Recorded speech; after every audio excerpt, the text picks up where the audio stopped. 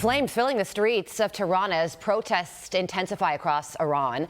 Protesters now burning cars and government buildings in the capital city while the regime looks to clamp down. Yeah, the Ayatollah addressing the protests this morning, hours after he cut off internet access. He says he's refusing to back down, accusing President Trump of sabotaging him, telling President Trump, focus on your own country. Former Navy captain and Pentagon official Brent Sadler joins us now, and thank you so much for doing just that. The Ayatollah has shut down the internet there. He's calling these protesters terrorists, and apparently he has this exit strategy if these protests continue to Russia. You know, there have been rounds of protests to take place in Iran before that haven't amounted to anything. But do you view what's happening now as different and something that could actually lead to change? Yes, the longer this has been going on and the more widespread, I mean, every corner of the country now has had major and sustained protests in every major city across the country. For the longest time, the one that seemed quiet was up to the northwest. That also has protests rolling through, and several cities apparently have even been taken over by protesters as the Iranian authorities have vacated out of the area. So those are significant events. But still, the regime has a knack of snapping back and certainly using a lot of violence in order to regain its control. So the longer this goes, the more likely this regime is about to reach a breaking point. So we're not that far into this. When the Shah fell from power, it was after about a year of this type of activity. Here's what the president said with Sean last night about what he thinks he wants to see when it comes to Iran. Listen. You believe that Iran, you think the country is on the verge of collapsing? Well, it could be. I mean, what they've done is in the past, they've started shooting the hell out of people, and all of a sudden people without any weapons whatsoever are standing there and you have machine guns gunning them down, or they take them to prisons and then hang them and kill them. So they played rough, and I said, if they do that, we're going to hit them very hard. Well, we're going to hit them hard. We're ready to do it. If they do that, we're going to hit them hard.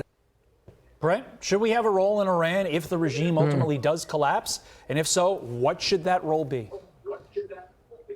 Yeah, a lot has changed now and very different from the historical record from the 1979 revolution that brought in the theocratic dictatorship that the Iranian people are suffering under for far too long.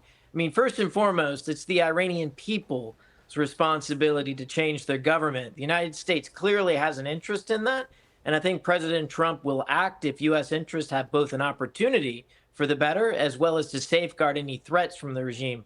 Again, the regime is making threats against the United States, and that may be a pretext for U.S. action if they want to try, if it becomes clear that the regime is actually going to try and make good on those threats. But to kind of go back to the core issue here, it's the Iranian people that I think are fed up. And I think what's also different is the economy is in free fall. The regime has been discredited because of defeat after defeat after defeat in the last year and its war through its proxies against Israel, and also with the severe strikes against its nuclear weapons enterprise by the United States. It's pretty clear confidence in this regime is very low on all fronts. And perhaps this might be the match that will light a fire that will finally get rid of this regime. And speaking of the economy, there are reports that China could buy Iranian crude to make up for lost Venezuelan supply that is obviously no longer guaranteed. Could an unintended consequence of U.S. intervention in Venezuela be bringing these two adversaries of ours, China and Iran, closer together? Oh, I think they are already fairly close. Iran relies on the Chinese so much so that they give the Chinese a pretty hefty discount on the oil that they sell to China. And they are the largest exporter to China of petroleum, of crude oil.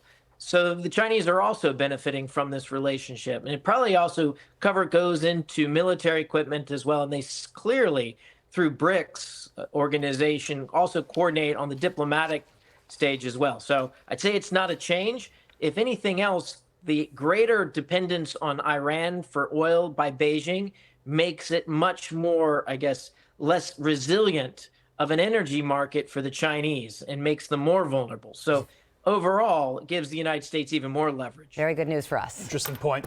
Former Navy Captain, Pentagon official Brent Sadler, thank you. Thank you, sir. I'm Steve Doocy. I'm Brian Kilmeade. And I'm Ainsley Earhart. And click here to subscribe to the Fox News YouTube page to catch our hottest interviews and most compelling analysis.